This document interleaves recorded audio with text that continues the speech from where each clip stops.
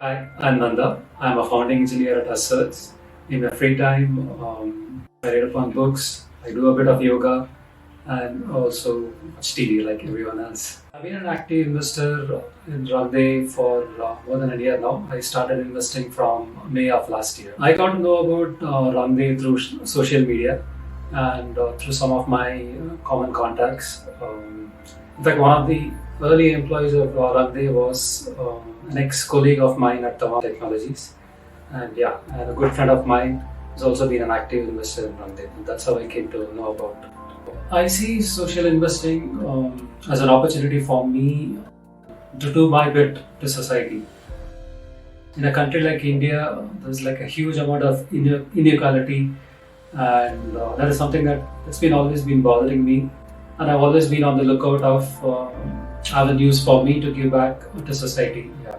I've been doing my bit over the last few years, and then the idea of Runday really resonated with me.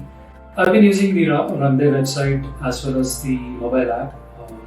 Personally, what I like about the website is always those little stories that I get to hear from the investors. Listening them explain why they are looking for that. It kind of helps us build that personal connect. So that's something I really liked about Runday. And in general, how the various people who are looking for raising these loans, how the information is segregated, catalogued, and presented, and also how much I have invested, what is the current status, is everything being paid on time, or what is overdue. The whole website makes it very convenient for me to track all those things. We are a developing country, and a lot of us now luckily have access to formal credit mechanisms. But interestingly, there's still a big chunk of our population which are not under that umbrella. Many of us do get a lot of calls from banks asking for personal loans, sometimes for really big amounts. And at least I personally have never had a need for those, but I still keep getting those calls. And then it's really eye-opening when I see in Runday that there are people who are looking for loans as little as 6,000, 8,000, 10,000, or 25,000. Unfortunately, that section of the population still doesn't seem to have access to this formal credit mechanism. So, being a social investor, it gives us that opportunity to give that lending, helping hand to them, right? So that they can also have a more dignified way of accessing credit as opposed to going to a loan shark and paying really huge interest rates.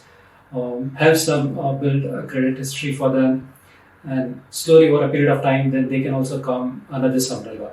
The interesting thing that I found is, at least over my experience over the last year, these people are really good at repaying the loan.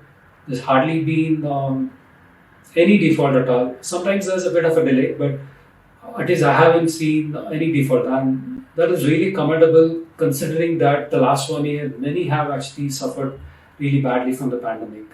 So being that becoming a social investor, it kind of gives us that opportunity, that satisfaction to actually bring this section of the population which seems to have been left behind in terms of formal access to credit.